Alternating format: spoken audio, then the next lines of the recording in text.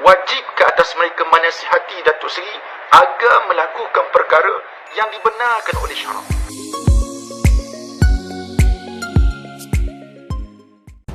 Penghasilan single dan video muzik lagu Ku Ikhlaskan nyanyian Datuk Seri V dah 51 tahun adalah satu usahanya untuk mengumpul dana bagi menyiapkan pusat tahfiz miliknya, iaitu Pusat Tahfiz dan Syahadah Al-Zikri Wazuhdi di Meru Ipoh Perak. Vida atau nama sebenarnya Hasmiza Othman berkata, dia mahu mengajak orang ramai dan peminat untuk sama-sama mengumpul saham akhirat. Menurut Vida, lagu ciptaan Amy Yukes bersamanya dan lirik tulisannya itu bukan sekadar luahan kisah peribadi, tetapi syarat dengan emosi duka lara yang dialaminya. Manakala PU Said Muhammad Bakri melalui media sosialnya ada menegur DSV mengenai sumbangan berkaitan pusat tahfiz melalui videonya dan juga berkaitan dengan video klip terbarunya itu yang menyentuh soal halal dan haram. Jika anda masih baru di channel ini, jangan lupa tekan butang subscribe dan juga tombol loceng supaya anda tidak terlepas dari video-video menarik selepas ini.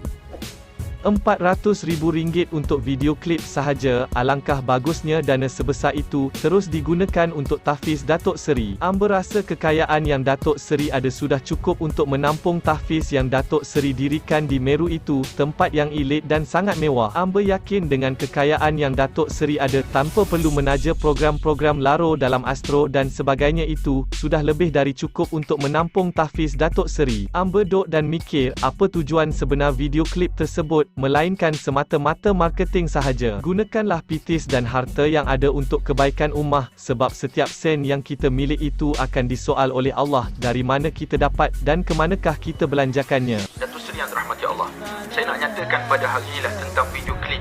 Ada scene babak-babak yang mana Datuk Seri dimandikan oleh seorang lelaki ataupun bertentangan mata antara seorang lelaki yang hanya memakai singlet dan sebagainya. Dan Nabi kata, wa man waqa'a fi syubhati waqa'a fil haram.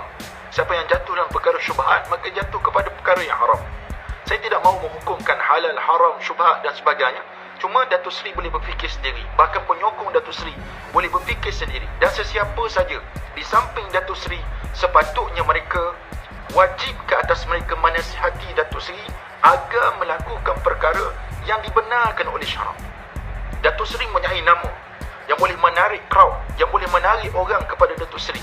Apa salahnya kalau Datuk Seri gunakan kelebihan yang Allah berikan itu untuk tarik manusia dekat kepada Allah Subhanahu Wa Taala dan menjauhkan diri daripada kemurkaan Allah Subhanahu Wa Taala? Bukankah itu lebih baik untuk masa depan Datuk Seri dan ahli keluarga dan juga kita semua di dunia dan di akhirat Allah Subhanahu Wa Taala? Hamba harap Datuk Seri dapat terima sedikit teguran daripada hamba ni agar kita pakat beringat, kita hidup di dunia ni tak lama. Sebentar je kita duduk atas muka dunia, satu saat nanti kita dicabut nyawa oleh Allah Subhanahu Wa Taala. Lepas tu tak boleh buat apa?